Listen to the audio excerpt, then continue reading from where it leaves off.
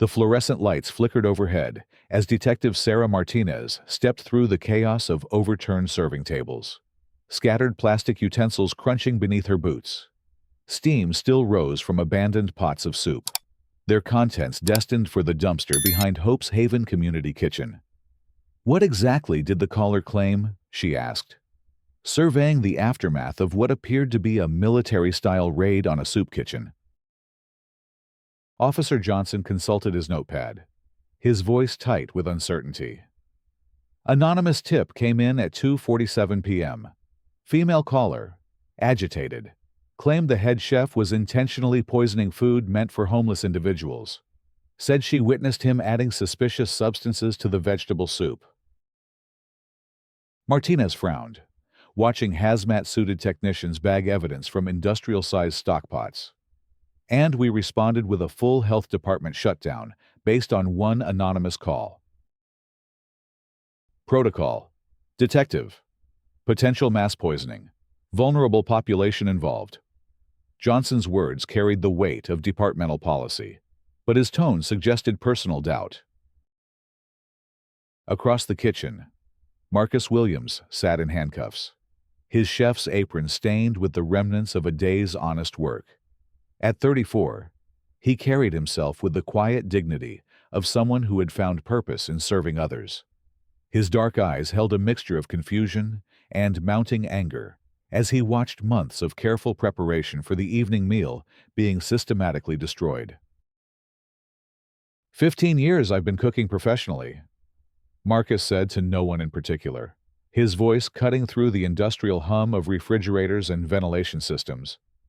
"Never had so much as a health code violation." The morning had begun like any other at Hope's Haven. Marcus arrived before dawn, keys jingling in the crisp October air as he unlocked the kitchen service entrance. The familiar ritual of firing up the industrial stoves, checking inventory, and beginning prep work for lunch service had become his meditation. He took pride in the fact that his kitchen served over 300 meals daily to the city's most vulnerable residents. Sarah Chen, the shelter's director, had hired Marcus 3 years ago after the previous chef retired. She had been impressed not only by his culinary credentials from the Culinary Institute, but by his genuine commitment to the mission. "Food is dignity," he had told her during the interview. "Everyone deserves a meal prepared with care and respect." That philosophy guided everything Marcus did. He sourced fresh vegetables from local farms when possible, collaborated with food banks to ensure variety, and treated every plate as if it were being served in a fine restaurant. The results spoke for themselves. Word spread through the homeless community about the quality of meals at Hope's Haven, and the facility had become a beacon of hope in a neighborhood that had seen better days. The trouble began on a Tuesday that felt no different from hundreds of others. The lunch rush was in full swing, with a line of individuals stretching from the serving counter to the shelter's front entrance. Marcus worked the line alongside volunteers, ladling generous portions of his signature vegetable soup, accompanied by fresh bread from a local bakery that donated day-old products. She appeared at approximately 1:30 p.m., a middle-aged woman with perfectly coiffed blonde hair and expensive workout clothes that seemed incongruous in the humble surroundings of the community kitchen. Karen Wellington, though Marcus wouldn't learn her name until later, surveyed the dining area with obvious distaste before approaching the serving line. "What's in this?" she demanded, pointing at the soup without making eye contact with Marcus. "Vegetable soup with carrots, celery, onions, potatoes, and seasonal herbs," he replied with practiced politeness. "We also have turkey sandwiches and—" "I'll take the soup." She thrust a bowl forward with unnecessary force. Marcus ladled a generous portion, adding a dinner roll from the basket beside him. The woman took her tray and found a seat at a corner table, eating quickly while frequently checking her phone. Her presence was noted by several regular diners, who exchanged glances but said nothing. The first sign of trouble came 20 minutes later when she returned to the serving line, empty bowl in hand. "I'd like another serving," she announced. Marcus glanced at the clock. "I'm sorry, but we limit seconds until everyone in line has been served at least once. We should have more available in about 30 minutes." Karen's face flushed red. "Excuse me, I'm a taxpayer. My dollars fund this operation." "Ma'am, the policy applies to everyone equally. We want to make sure—" "I want to speak to your supervisor, now." Sarah Chen emerged from her office at the sound of raised voices, her slight frame carrying an authority earned through years of social work. "Is there a problem here?"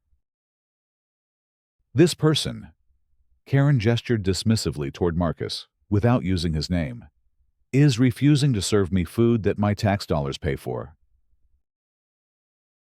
"Our policy is one serving per person until everyone in line has been served," Sarah explained calmly. "This ensures equitable distribution of resources. We're happy to serve you again in 30 minutes. "This is discrimination," Karen spat. "I see people here getting multiple servings." Sarah shook her head. "I assure you, our policies are applied consistently to all guests." Karen's voice rose to a pitch that silenced conversations throughout the dining area. "I know what this is about. You people stick together, don't you?" The implication hung in the air, like smoke from a grease fire. Marcus felt his jaw tighten, but years of professional service had taught him to maintain composure in difficult situations.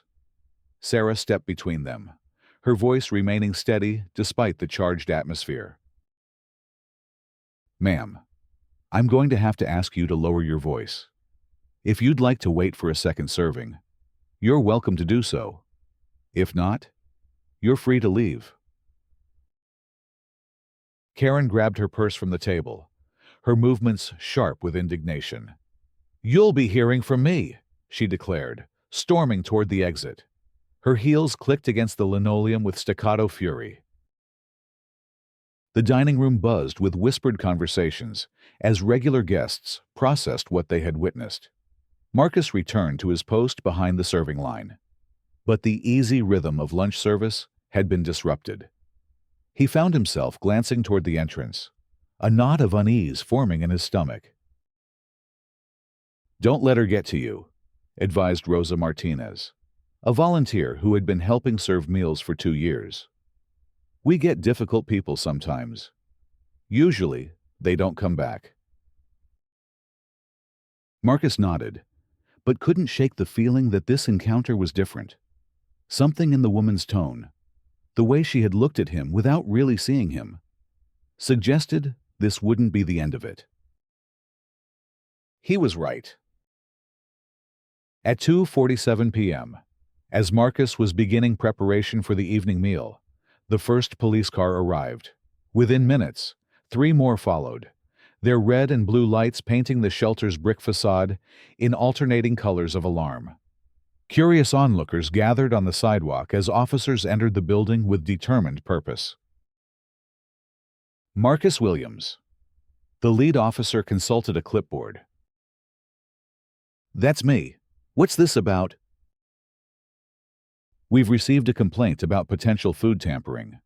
We need you to step away from the cooking area immediately."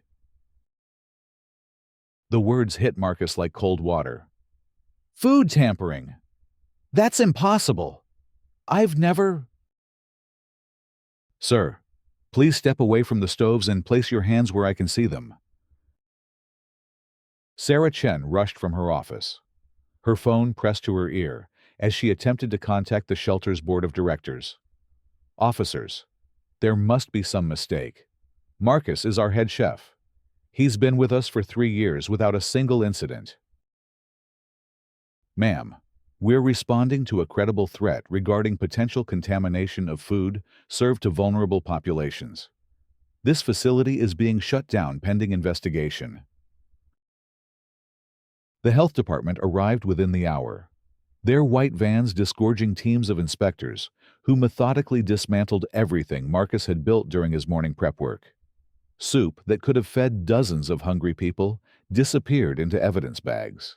Fresh vegetables were labeled and photographed as if they were criminal exhibits. Dr. Patricia Hoffman, the lead health inspector, examined the kitchen with clinical detachment. She had performed hundreds of similar inspections. But something about this case felt off. The kitchen was spotless, organized with professional precision. Food storage followed proper protocols. Temperature logs were meticulously maintained. "What exactly are we looking for?" she asked Detective Martinez quietly. Anonymous caller reported seeing the chef add suspicious substances to food intended for homeless individuals. Claimed it might be rat poison or cleaning chemicals. Dr. Hoffman examined the soup pot that had been sealed as evidence.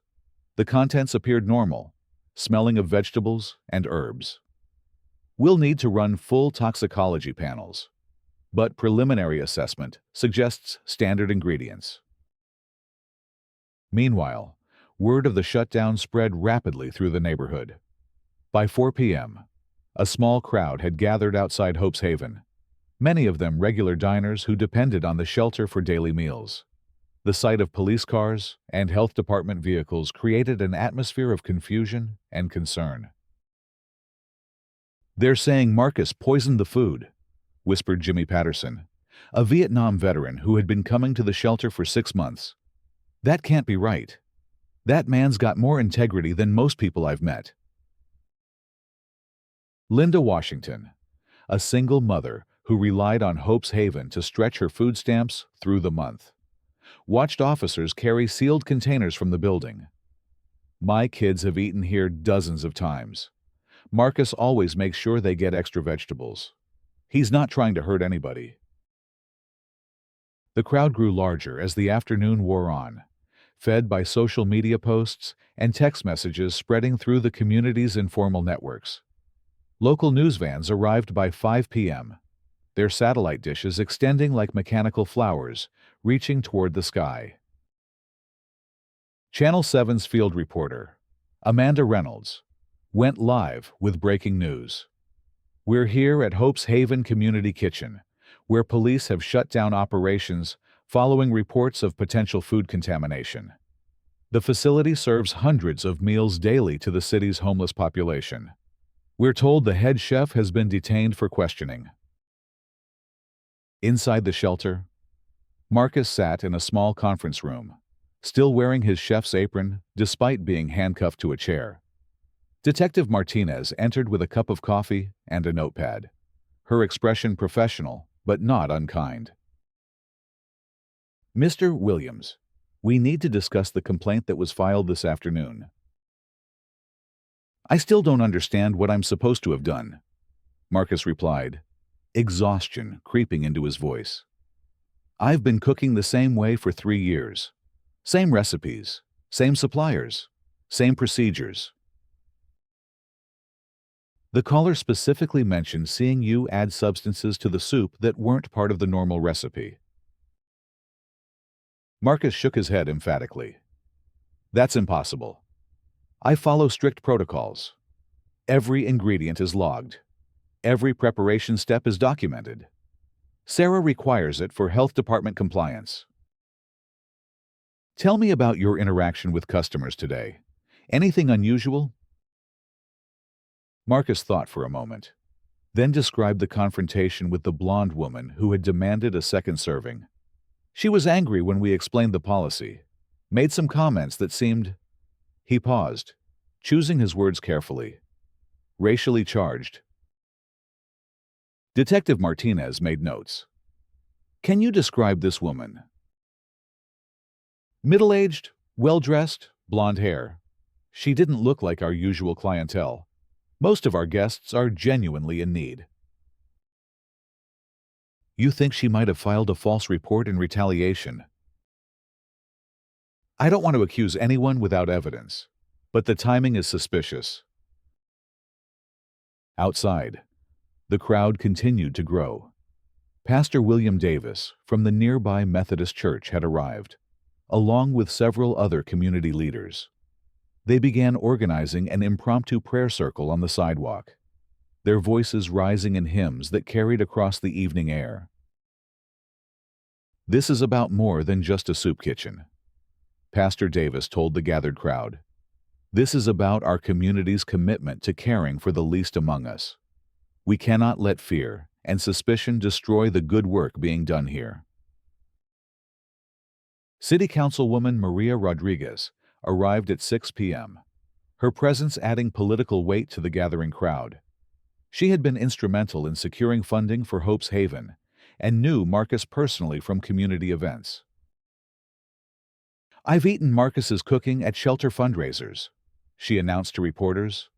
"The man is a professional chef who chose to dedicate his skills to serving those in need. These allegations are not only unfounded, they're insulting to everyone who has benefited from his work." By 7 p.m., what had begun as a health department inspection had evolved into a community crisis.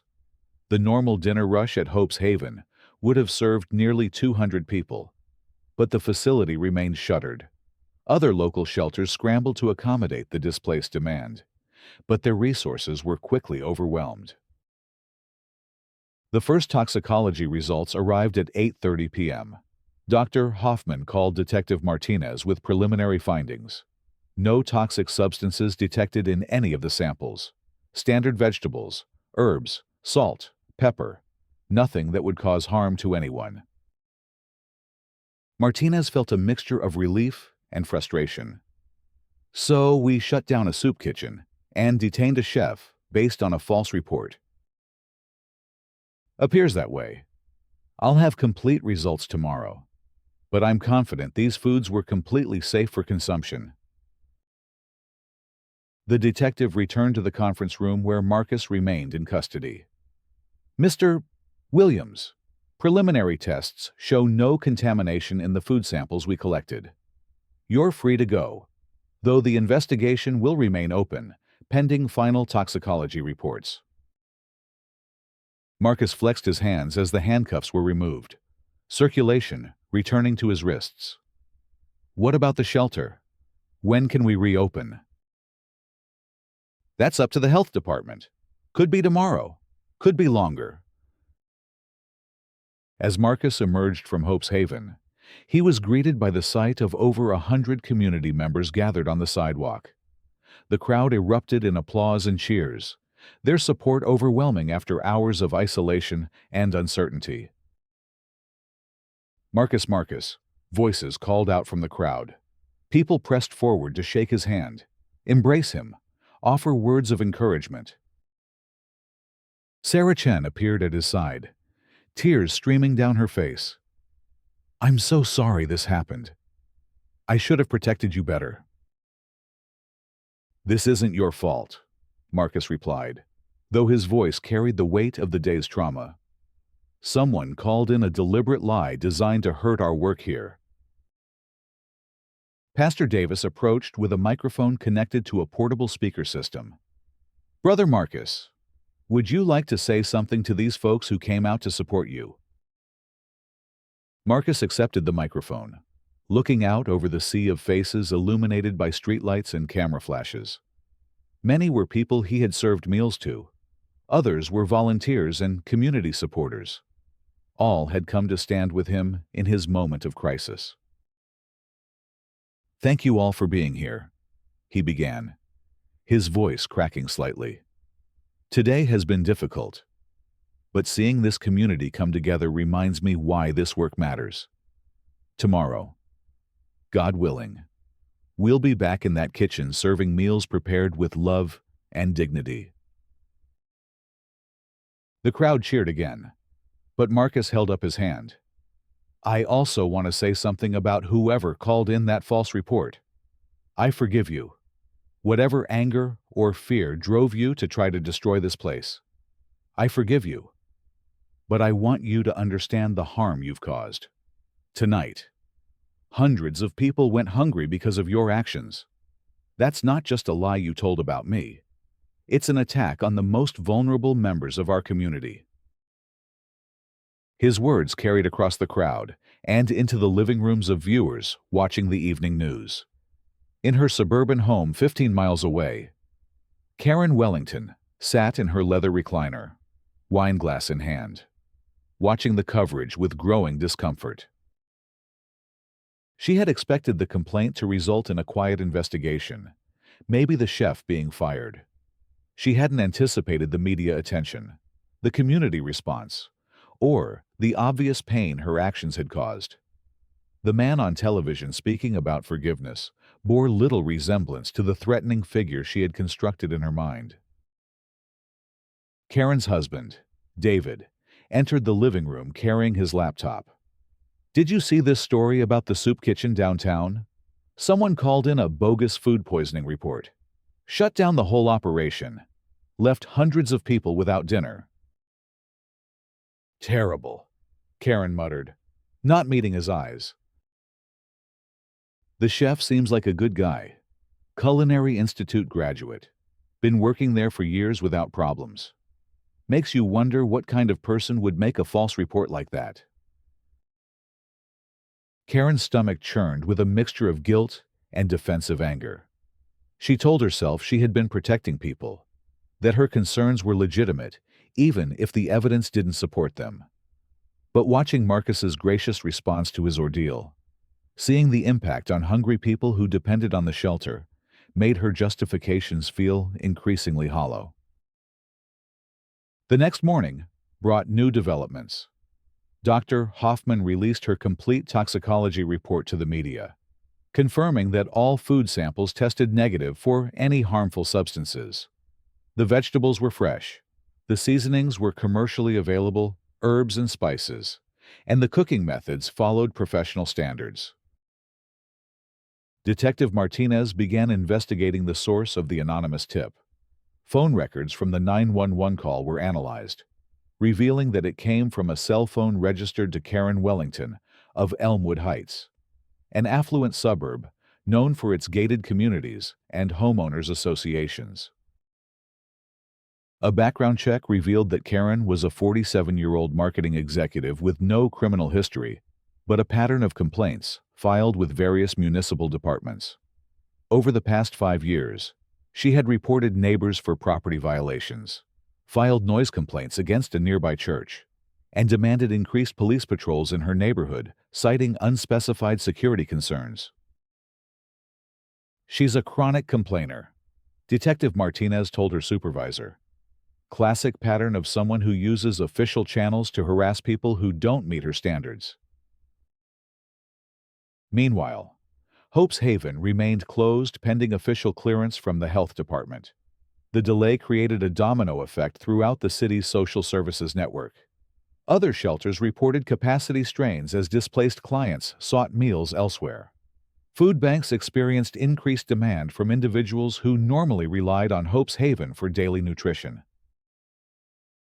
Marcus spent the day fielding calls from reporters and community supporters while working with Sarah Chen to prepare for reopening. They reviewed security protocols, discussed installing surveillance cameras in the kitchen, and considered requiring identification from all meal recipients to prevent future incidents. "We shouldn't have to turn our kitchen into a fortress," Marcus said, frustration evident in his voice. "But if it protects our mission and the people we serve, we'll do whatever is necessary." On Thursday morning, Detective Martinez and Officer Johnson arrived at Karen Wellington's home in Elmwood Heights. The house was a sprawling colonial with manicured landscaping and a 3-car garage, the kind of residence that projected success and stability. Karen answered the door wearing yoga pants and a designer sweatshirt, her face immediately shifting from casual confusion to defensive alarm when she saw the badges. "Mrs. Wellington, I'm Detective Martinez with the Metropolitan Police. We need to discuss a 911 call you made on Tuesday afternoon." "I don't know what you're talking about." "Ma'am, we have phone records showing the call originated from your cell phone. We'd like to ask you some questions about your visit to Hope's Haven Community Kitchen. Karen's composure cracked slightly. I want to call my lawyer. That's your right, but we're hoping to resolve this matter without formal charges. May we come in? After a tense silence, Karen stepped aside to allow the officers into her expensively furnished living room. Family photos covered the mantel, showing Karen and her husband at various vacation destinations and social events. The contrast between this environment and the humble soup kitchen was stark. Mrs. Wellington, making false reports to emergency services is a serious crime. Detective Martinez began. It diverts resources from genuine emergencies and can cause significant harm to innocent people. I was protecting public health, Karen said defensively. I had legitimate concerns about food safety. What specifically did you observe that raised these concerns? Karen struggled to articulate a response. The truth was that she had observed nothing suspicious in Marcus's food preparation. Her complaint had been born from anger about being denied a second serving and fueled by prejudices she couldn't admit to herself, let alone to police officers. The kitchen looked unsanitary. The chef seemed unprofessional. Mrs. Wellington, the health department conducts regular inspections of that facility. Their most recent report, filed just 3 weeks ago, gave Hope's Haven a perfect score. The kitchen exceeds professional standards. Officer Johnson consulted his notes. We also have multiple witness statements from people who were present during your visit. They describe a confrontation when you were told to wait for a second serving of food. Karen's face flushed red. That man was rude to me. He treated me differently because of who I am. Who you are? A taxpayer. Someone who contributes to society instead of taking handouts. The officers exchanged glances.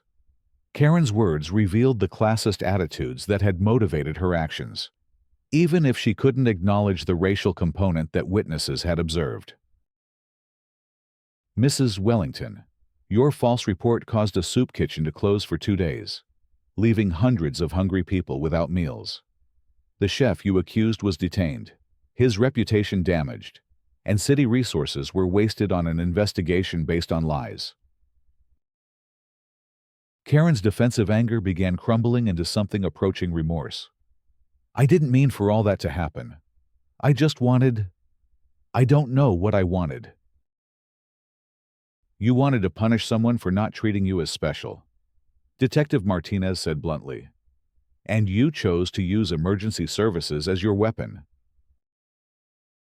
The conversation continued for another hour, with Karen alternating between defiant justifications and reluctant admissions.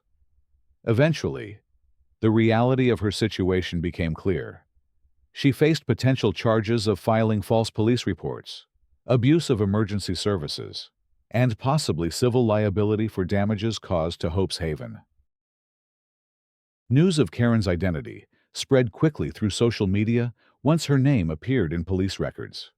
By Thursday afternoon, her employer had been contacted by reporters seeking comment. Her neighbors began sharing stories of previous conflicts and complaints. The comfortable anonymity she had enjoyed while launching her attack on Marcus evaporated under public scrutiny. Friday brought Hope's Haven's long-awaited reopening. The health department issued a statement confirming that all facilities met or exceeded safety standards and that normal operations could resume immediately. But the reopening became something larger than a simple return to routine. The community rally that had begun spontaneously on Tuesday night evolved into an organized celebration of the shelter's mission. Local restaurants donated ingredients for a special reopening meal. Volunteers arrived in unprecedented numbers, eager to show support for Marcus and Sarah's work. Marcus stood in his kitchen at 5 a.m. Friday morning, alone, except for the familiar hum of refrigerators and the comforting weight of his chef's knife in his hand. The events of the past 3 days had shaken him more than he cared to admit. But being back in this space where he had found purpose began to restore his equilibrium. By 10 a.m., the kitchen was bustling with activity as volunteers helped prepare for the largest meal service in Hope's Haven's history. Local news crews documented the preparations, but this time, the coverage focused on the positive impact of the shelter's work rather than false allegations and criminal investigations. The lunch service began at noon, with a line stretching around the block. Regular guests mixed with curious newcomers who had been drawn by media coverage. City officials, religious leaders, and ordinary citizens came to show support for an institution they had taken for granted. Marcus worked the serving line with renewed energy, greeting familiar faces and welcoming new ones. The menu featured his signature vegetable soup, the same recipe that had been at the center of the controversy, prepared with the same care and attention that defined his approach to feeding people with dignity. "How does it feel to be back?" asked Channel 7's Amanda Reynolds, interviewing Marcus during a brief break between lunch and dinner service. "It feels like home," Marcus replied simply. "This is where I belong, serving meals to people who need them. What happened this week was painful, but it also reminded me how much this community cares about each other." "Do you have any message for the person who made the false report?" Marcus paused, choosing his words carefully. "I meant what I said the other night. I forgive her, but I also hope she understands the real consequences of her actions. When you attack institutions that serve vulnerable people, you don't just hurt the staff, you hurt the entire community." The interview aired during the evening news, watched by Karen Wellington from her increasingly isolated suburban home. Her husband had learned about her role in the incident from colleagues who recognized her name in news reports. The conversation that followed was the most difficult of their 23-year marriage. "I don't understand how you could do something like this," David said, his voice heavy with disappointment.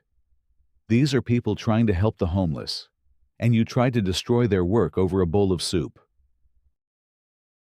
Karen struggled to explain motivations she didn't fully understand herself. "I felt disrespected. I felt like they were treating me differently. Because you're white. Because you have money. What did you expect? Special treatment at a homeless shelter?" The blunt question forced Karen to confront uncomfortable truths about her actions and attitudes. She had expected special treatment, had felt entitled to bypass policies that applied to everyone else, and had responded to rejection with a vindictiveness that revealed deep-seated prejudices. Over the weekend, the legal consequences of Karen's actions began to crystallize. The district attorney's office announced that charges would be filed for making false statements to emergency services, a misdemeanor that carried potential fines and jail time.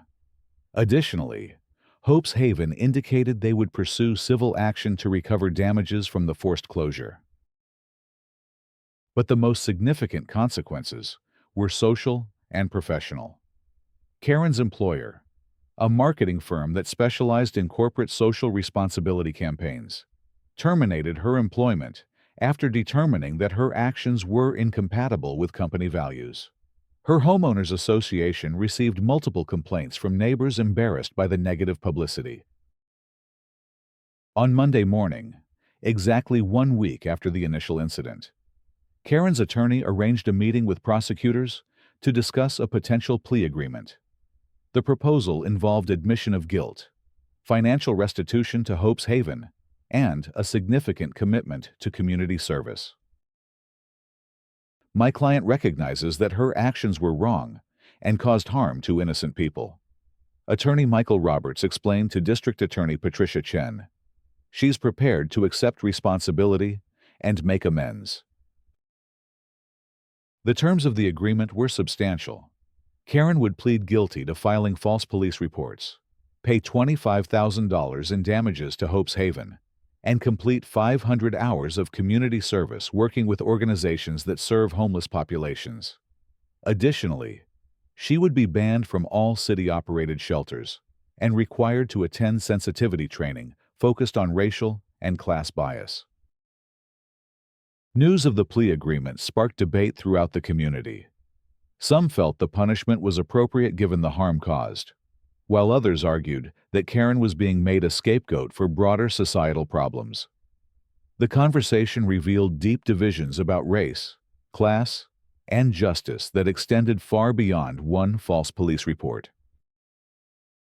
Marcus followed the legal proceedings with mixed emotions.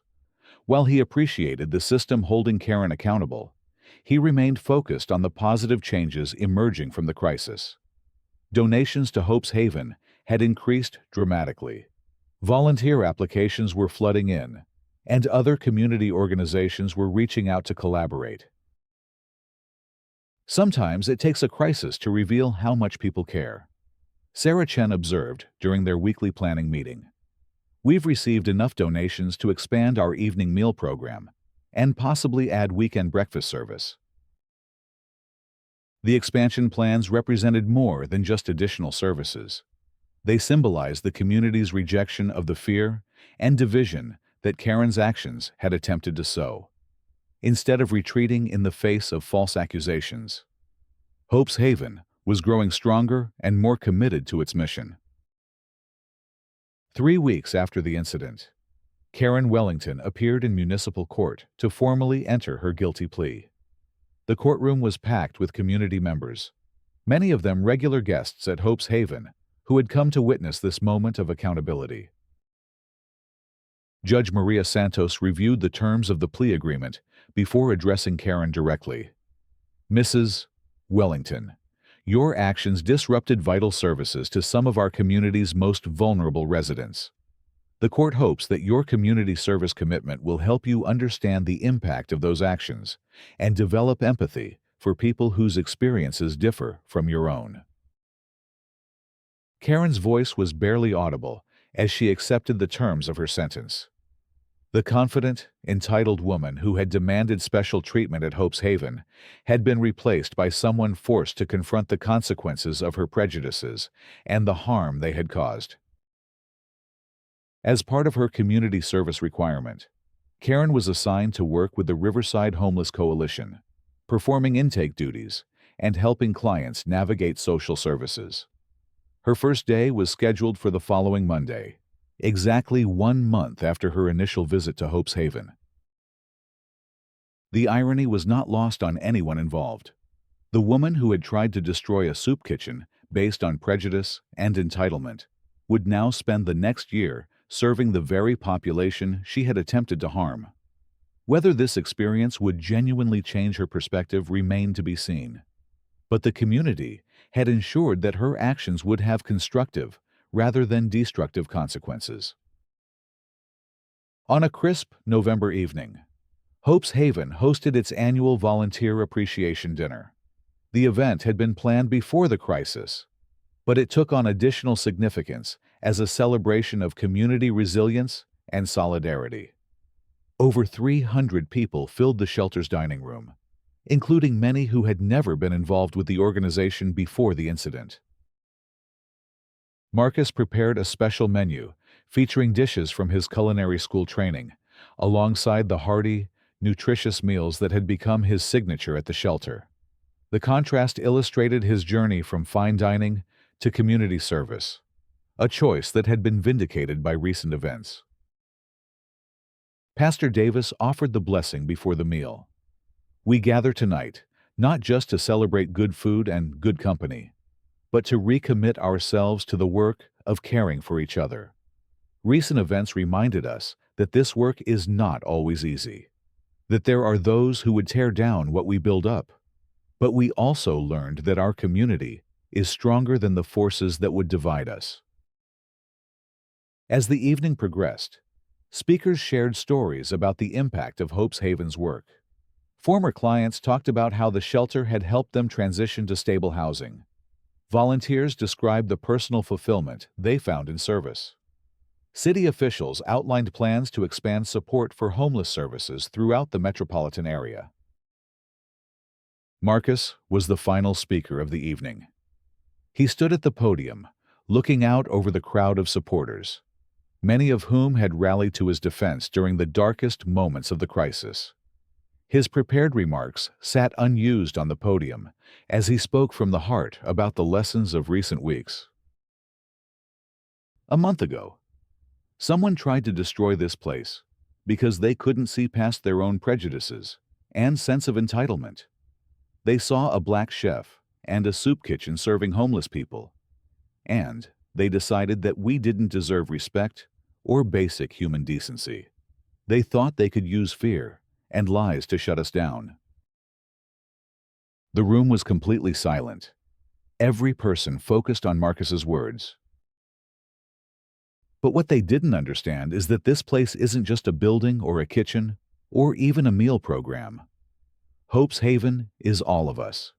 It's every volunteer who shows up to serve food, every donor who contributes ingredients, every community member who believes that hungry people deserve dignity. You can't destroy that with a phone call, no matter how vicious or dishonest. Applause began slowly and built to a crescendo that filled the dining room with sound and emotion. People rose to their feet, some wiping tears from their eyes, all united in their commitment to the values that Hope's Haven represented.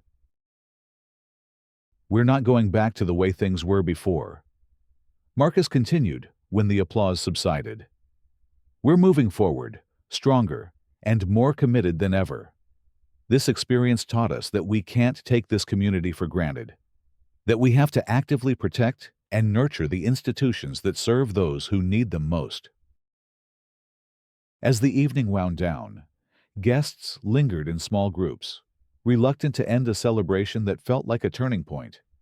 The crisis that had begun with one person's malicious phone call had revealed the depth of community support for Hope's Haven's mission and strengthened bonds between people who might never have met under other circumstances.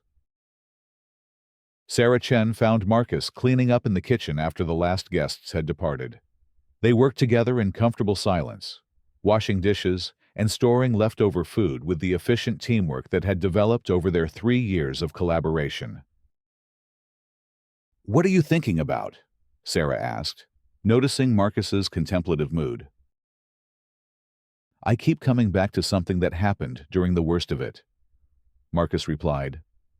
"When I was sitting in that conference room, handcuffed, watching them throw away food that could have fed hundreds of people, I wondered if this work was worth it.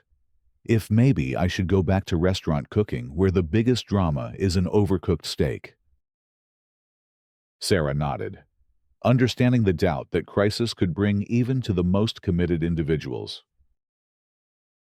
"But then, I walked out of this building and saw all those people waiting for me, not just to offer support, but to defend what we do here. That's when I realized that this work isn't just about cooking food. It's about creating a community where everyone has value, where helping each other is more important than judging each other. And that's worth fighting for. Every single day." 6 months later, Hope's Haven had not only recovered from the crisis, but had expanded significantly. The evening meal program now served over 400 people nightly. Weekend breakfast service had been added, and a new job training kitchen allowed guests to learn culinary skills that could lead to employment. Karen Wellington completed her community service requirement with grudging compliance rather than genuine transformation. Her work at the Riverside Homeless Coalition was competent but cold, fulfilling the letter of her legal obligation without embracing its spirit. She remained convinced that she had been unfairly persecuted for raising legitimate concerns, unable to acknowledge the prejudice and entitlement that had motivated her actions. But Karen's personal journey was less important than the broader changes her actions had inadvertently catalyzed. The community had been tested and had responded with solidarity rather than division. Institutions serving vulnerable populations had been strengthened rather than weakened. Most importantly, the values of dignity, compassion, and service had been publicly affirmed and recommitted to by hundreds of people. On a sunny spring morning, Marcus arrived at Hope's Haven to find a line of people waiting for the employment training program to open. Among them was Lisa Rodriguez, a young mother who had been coming to the shelter for meals while searching for work.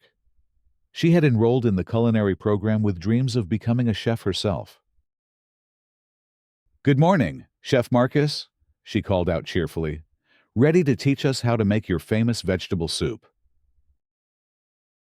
Marcus smiled, remembering the soup that had been at the center of the false accusations months earlier.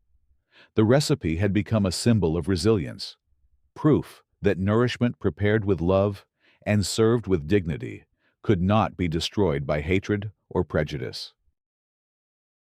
"Ready when you are," he replied, unlocking the kitchen door. "Let's cook something beautiful."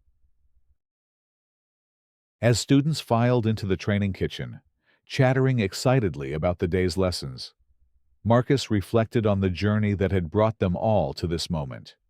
A crisis born from one person's cruelty had become an opportunity for community growth and renewal.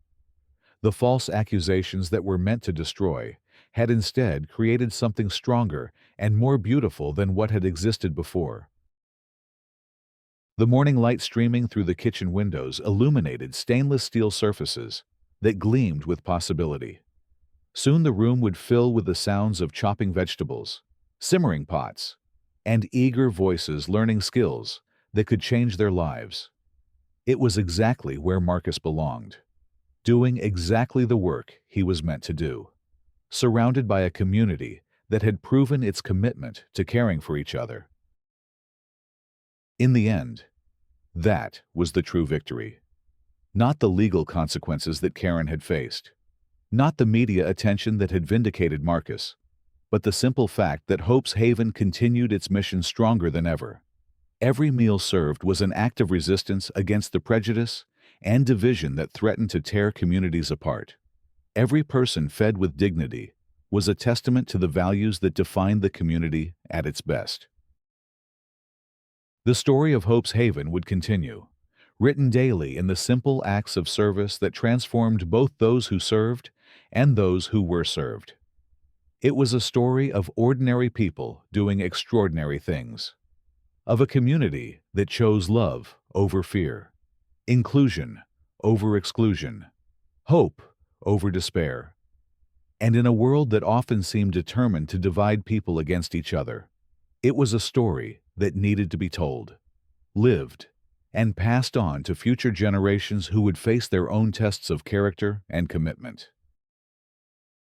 The vegetable soup that Karen had tried to weaponize continued to simmer in Hope's Haven's kitchen, prepared with the same care and served with the same dignity that had always defined Marcus's work.